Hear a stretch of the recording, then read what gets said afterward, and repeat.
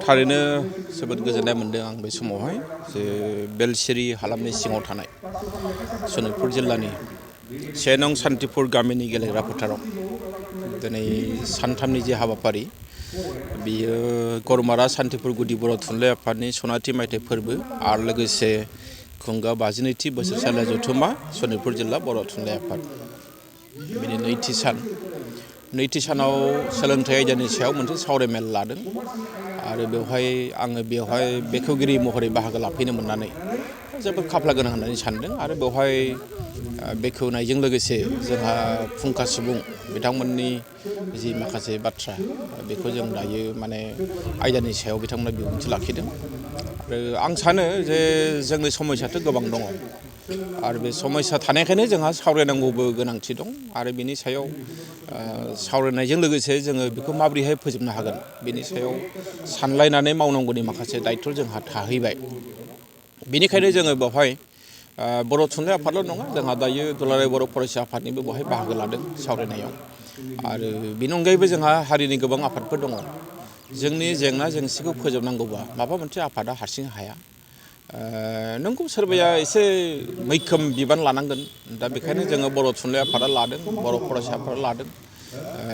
जोंनि जेंनाया जिहेथु फरायसालिनि जेंना थाहैबाय बिजोंनि जेंना थाहैबाय जोंनि फोरोंगिरिफोरनि जेंना थाहैबाय जोंनि बिजाबनि जेंना थाहैबाय गोबां जेंना जोंहा दङ आरो बेखौ लानानैनो जोङो बर' थुनलाइ आफाद हिसाबै जों खामानि मावबाय थायो जों सानसेबो जिरायाखै सरकारनो जोङो हानायमानिखौ जों खोन्थादों सरकारा माखौबा मावदों माखौबा मावाखै माखासे जेंनाया सुस्रांजादों माखासे जेंनाया सुस्रांजायाखै खिन्थु बर' थुनलाइ आफादा जों जिरायनानै थाया जों हानायमानि खामानिखौ मावबाय थागोन जे दासिमाव गोबांथार बर' फरायसालिफोराव बेबायदि गुबुन हारिनि फोरोंगिरिफोर थिसननानै दङ बिनि सायाव बर' थुनलाइ आफादा स्पेसियेलि बेबायदि गुबुन राहाफोर माबाफोर लानाय जादों लादों जोङो थारैनो जोङो नैबे फेब्रुवारि दाननि गेजेराव जोंहा मोनसे हाबाफारि दङ जोङो थांनाय जानुवारियावनो जोंहा बे जेंनाया जोबनांगौमोन जों बयबो माने कनफारेन्सआव बा मेल मिटिंफ्राव खोब मुखुब थानांबाय जोंहा बेवहाय जोंनि जेनोखि सेपारेट डाइरेक्टरनि जायनोखि डाइरेक्टरेट अफिस बिथांमोननो जोंहा इतिमধ্যे कन्टेक्टआव दङ गोबां बर' बिजोंनि फोरोंगिरिफ्रा एसामिसाव हाबना दङ आरो हिन्दी मिडियामाव हाबना दङ बेखौ जों लाबोफिनगोन बावैनो जोंहा इतिमধ্যे लिस्टफ्रा जाखाजोब्बाय जों बेखौ बिटिआरनि बाहेराव जायफोर हाबना दङ बेखौ जों बावैनो लाबोफिनगोन जोंहा बे मोनसे प्रसेसआव फैबाय थादों थांनाय समाव माखासे EGS फरायसालिफोराव जिर' टिचारावनो गुणोत्सव जालांबाय माखासे फरायसालिफोराव दा बियो उनावबो बेबायदिनो जालांबाय जोबोद दुखु गोनां खोथा आरो नोंथाङा जे सोंदों बे सोंनाया थारैनो जोबोद मोजां जादों सरकारा जोंनो खोथा होदोंमोन जे EGS सेन्टाराव बिथांमोना फोरोंगिरि होनायनि बाथ्रा नाथाय दिनैसिमबो हराखै जों बिनि सायावबो बावैनो जों सावरायफिनगोन जोंनि बर' बिजोंनि फरायसालिफ्रा जाहाथे जेबो खस्थ' मोननाङा बिनि थाखाय बर' थुनलाइ आफादा जों सानबाय थायो जों खामानि मावो आरो जोंखौ अरायसम मदद होयो दुलाराय बर' फरायसा आफाद बिथांमोना बेखायनो बेफोर मैखोम जेंनाफोरखौ जों बोरै हायो थाबैनो सुस्रांनो नाजागोन मोनसे गोजोनथाव खौरां